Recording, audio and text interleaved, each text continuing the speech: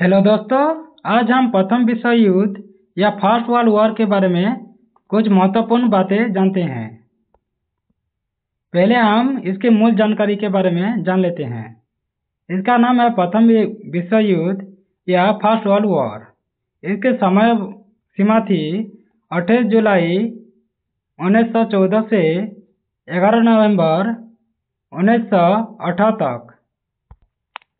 इसके मुख्य कारण थे प्रथम विश्व युद्ध के साम्राज्यवाद, राष्ट्रवाद, सैन्यवाद, गुप्त सैन्य संधियां और तत्काल कारण।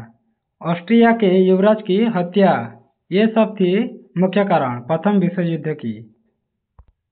उसके बाद हम जान लेते हैं इसके प्रमुख कारण या MAIN सिद्धांत के साथ। पहले M में हम मिलिटरिज्म व सैन्यवाद के बारे में जानते हैं।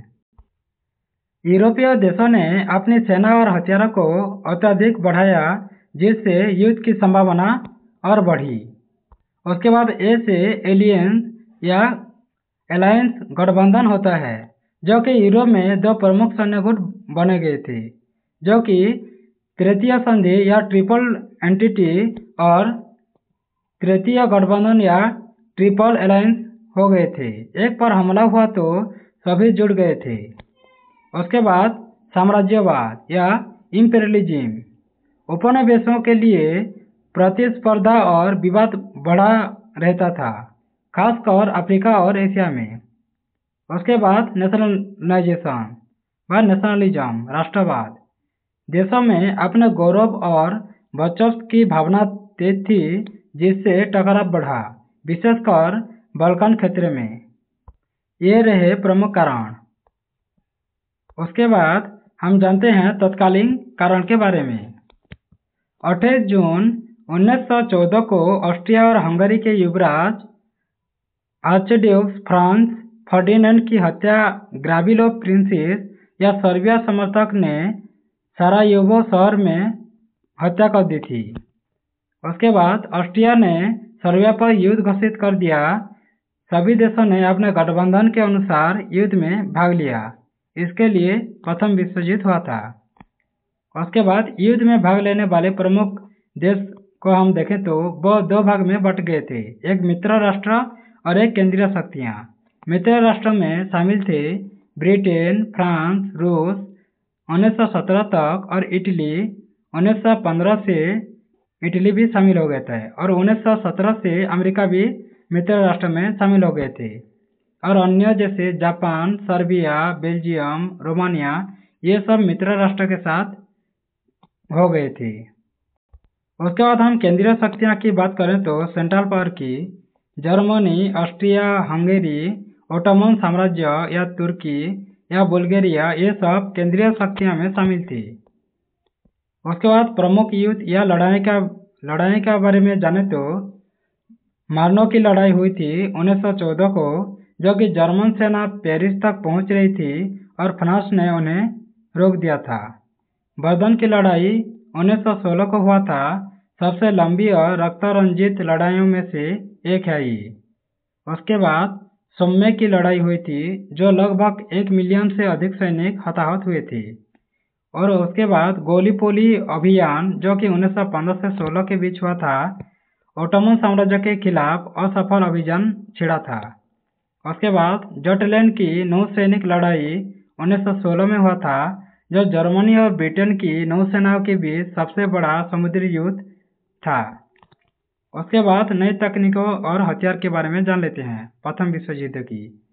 मशीन गन, टैंक और रासायनिक गैस जैसे मस्टर्ड गैस, क्लोरीन, उसके बाद पनडुब्बी, हवाई जहाज, बमबारी और निगरानी, ये सब हथियार शामिल थे प्रथम विश्व युद्ध में। उसके बाद इसके महत्वपूर्ण घटनाएं के बारे में जान लेते हैं। 1917 को रूस में बोल्शेविक क्रांति आया था, जो कि रूस युद्ध से बाहर निकल गया, जो कि ब्रेस्ट लिस्टोक संधि के तहत। 1917 में अमेरिका ने युद्ध में प्रवेश किया, क्योंकि जर्मनी की पनडुब्बी नीति और जिमरमैन टेलीग्राम के कारण अमेरिका को युद्ध में भाग लेना पड़ा था 1917 में। उसके बाद 1918 में जर्मनी का आखिरी हमला असफल हुआ था, जो कि मित्र राष्ट्रों ने जवाबी हमला किया था। उसके बाद युद्ध का अंत कब हुआ तो 11 नवंबर 1918 को अंतरिम संधि पर हस्ताक्षर हुआ था। उसके बाद युद्ध विराम हो गया था, यानी युद्ध का अंत हो गया था। कब हुआ था? 1918 को नवंबर 11 में। उसके बाद हम जान लेते हैं वर्साइल की संधि या ट्रीटी ऑफ वर्साइल के बारे में, जो कि 1919 में हुआ था। जर्मनी को युद्ध का पूर्ण दोषी ठहराया गया और भारी क्षतिपूर्ति चुकाने का आदेश दिया जर्मनी को। उसके बाद सेना सीमित हो गया और हथियार पर प्रतिबंध लगाने के लिए कहा गया। सेना को सीमित कर दिया गया। कई इलाके और औपनिवेशिक छीने गए थे।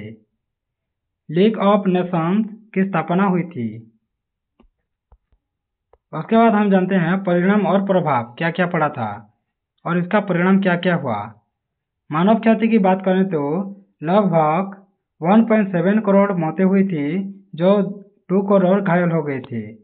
और आर्थिक के रूप में देखें तो यूरोप में मंदी हो गई थी और महंगाई और बेरोजगारी बढ़ गई थी। राजनीतिक हिसाब से में हम देखें तो जर्मनी, ऑस्ट्रिया हंगरी, रूस, ऑटोमन साम्राज्य का अंत हो गया था। उसके बाद सामाजिक कारण देखें तो समाजवादी और क्रांति का उभर हुआ और स्त्रियों की भूमिका में बदलाव हुई। उसके बाद भौगोलिक के देखें तो नए देश बने और पोलैंड, यूगोस्लोवाकिया, चेकोस्लोवाकिया आदि ये सब नए नए देश बन गए। और भविष्य प्रभाव की बात करें तो हिटलर का उदय हुआ और द्वितीय विश्व युद्ध की पृष्ठभूमि भी बनी। वर्साइल संधि ही द्वितीय विश्व युद्ध का आमंत्रण बना। उसके बाद हम जानेंगे प्रथम विश्व युद्ध की विरासत के बारे में। इसे सभी युद्धों को समाप्त करने वाला युद्ध कहा गया, लेकिन ऐसा नहीं हुआ था। इसने दुनिया के राजनीतिक मानचित्र को बदल दिया था। द्वितीय विश्व युद्ध 1939 का बीज इसी युद्ध ने ही बोया था, प्रथम विश्व युद्ध ने। अगर आपको ऐसे वीडियो अच्छा लगता है तो चैनल को सब्सक्राइब करें और अपने दोस्तों के साथ शेयर करें। धन्यवाद।